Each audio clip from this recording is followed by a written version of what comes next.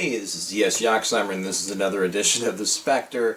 Glad to be back and doing my ongoing retrospective and, let's just say, constructive breakdown of the Star Trek Next Generation film trilogy. Now, these movies, of course, are sequels, ongoing sequels to the original films, but some fans stuff, me especially, I kind of separate them from the other films because they are direct spin-offs of the old TV series as much as they are within the canon of the other films with the original crew. So, without further ado, this film, unlike the last film, is good. First Contact is a very good Star Trek film. It has arguably the best Star Trek villain. The Borg is involved in the plot. And the plot of this film is basically Captain Picard is alerted. Well, first off, Troy and no, is it Troy? No, that's Insurrection. I'm mixing my fucking movies up. That happens in the next film. Deanna Troi and Riker get married. No, this movie. They are alerted that there's a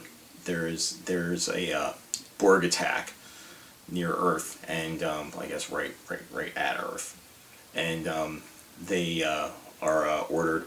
Picard is ordered not to intervene because of his history with the Borg, and because he thought he might be vulnerable, and the whole crew is like, hell with it, we're gonna keep going. Even Data says, to hell with our orders, and they go and assist. And anywho, so they just go, they go, and basically they're the most advanced ship in the fleet, the newest Enterprise. So they go, they're dispatched, and of course they wind up on the, going on a crazy adventure. It's never a typical day at the office for the crew of the Enterprise. So anyway, they wind up getting there, doing battle with the Borg cube, and with Picard's insight into the Borg, which helps them, they're able to destroy the Borg cube before this sort of round escape pod is released, and that travels back in time. And they're able to, the Enterprise is able to somehow catch this temporal rift and go back in time as well, because Earth in 24th century, Earth is assimilated, has been assimilated, so they have to go back and fix things, because the Borg is going back in time to stop the first, warp launch by Zephyr Cochrane in the late 21st century, which I think is around 2060 something, 63. I'm a Trekkie, but But anywho, so anyway, that's basically what happens there. But yeah, the reason is they just did not want to. What they all feared, and what Picard fears too, he's having post-traumatic stress disorder, is basically this.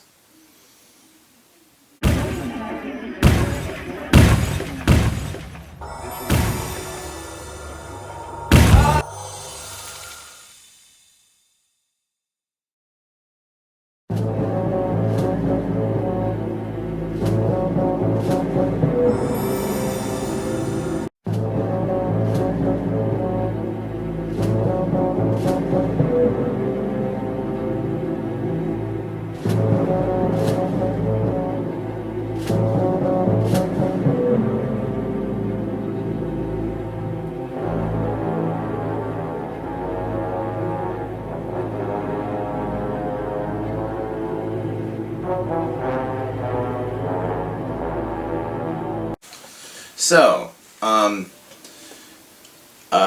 Picard goes back to save Data. Data has, in the meanwhile, he's been sort of being seduced by the Borg Queen, while the sensor array was detached from the Enterprise.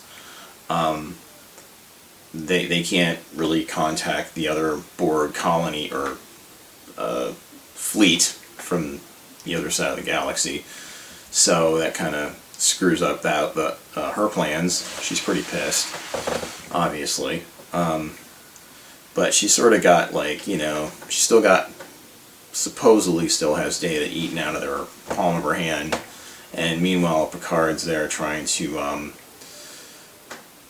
rescue him. So he's just, they went back to rescue him while everybody else evacuated the ship.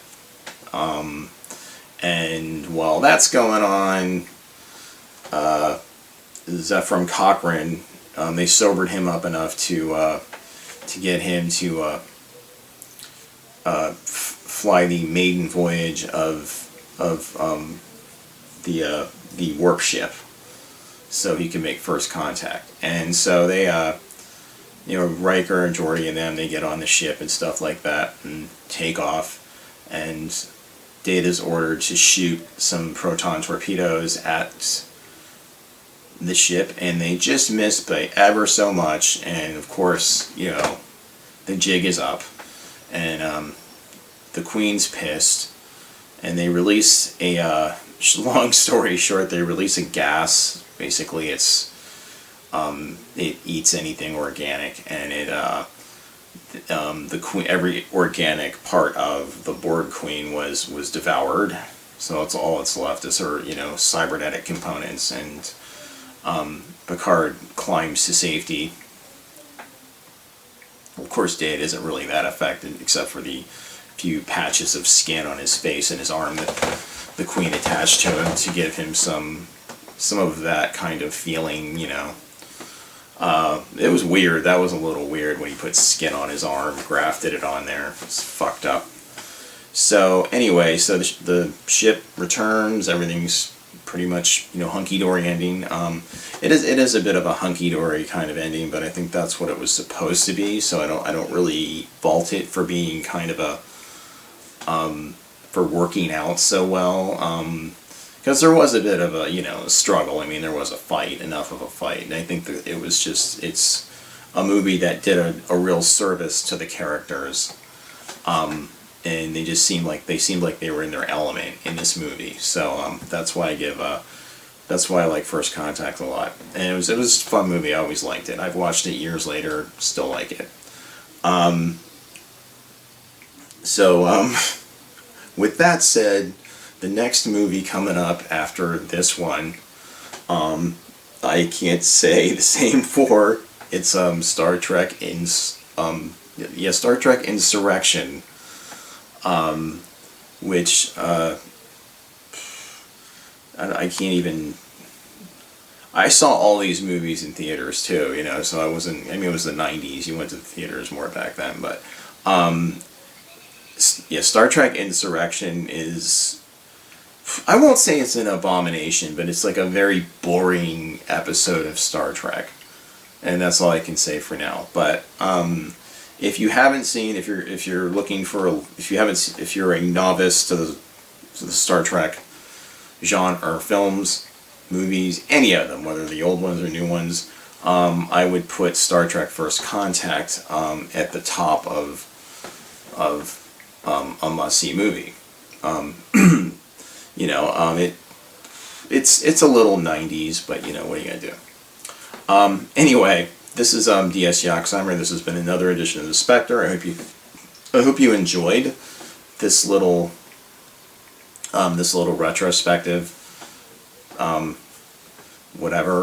critique, if you will, of Star Trek First Contact. I hope you enjoy my videos. Subscribe and like if you do. I like to hear your comments, both good and bad. And I hope you're having an enjoyable Memorial Day weekend as I'm making this video, and you are, I don't want to go this route, but I hope you're healthy and all of your loved ones are doing well, and everything, and hopefully all of this nightmare will pass soon, much like the Borg. Okay, Take care.